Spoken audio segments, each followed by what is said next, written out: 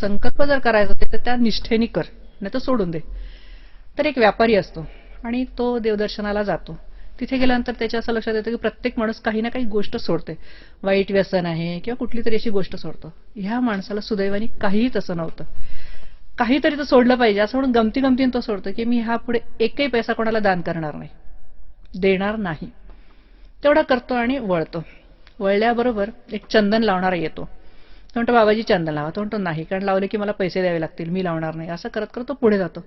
पाठीमागून एक हात येतो आणि त्या व्यापाऱ्याच्या कपाळाला चंदन लावल्या जातं. लावणारा पुढे येतो, म्हणतो की महाराज पैसे द्या, 1 रुपया द्या.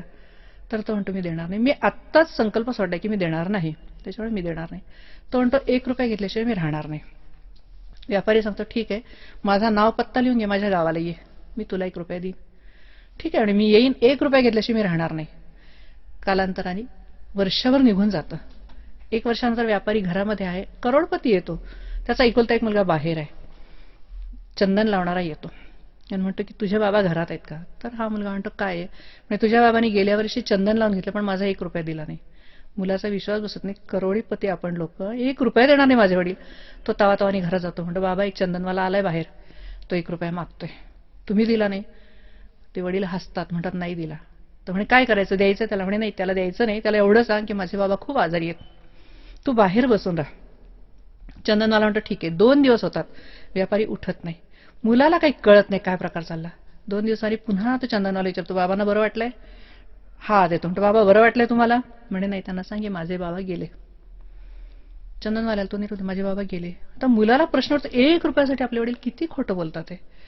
चंदनवाला म्हणतो काय हरकत नाही, वडील गेले जाऊ दे, सगळी तयारी कर, नातेवाईकांना बोलवून घे, त्यांना मी खांदा देईन तेव्हाच थांबीन. मुलाला खूप वाईट वाटतं. आतमध्ये म्हणतो बाबा काय चाललंय? तो म्हणतो बोलव सगळ्या नातेवाईकांना, त्यांची तयारी कर सगळे. वडिलांना बाहेर आणता, सगळी तयारी होते, उचलल्या जातं, नेल्या जातं, चितेवर ठेवल्या जातं.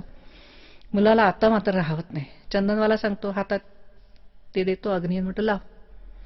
हा वडिलांच्या काना जाऊन बाबा 1 रुपयासाठी मरताय तुम्ही, अहो आता तरी. तो म्हणतो तू लाव. मुलाचा नाईलाज होतो, मुला अग्नी लावतो.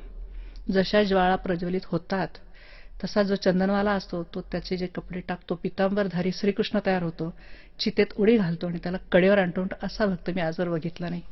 संकल्प करायचा, एवढ्या निश्चयाने करा की मी ज्याचा संकल्प केला त्याला प्रकट करण्याची ताकद माझ्यात आहे.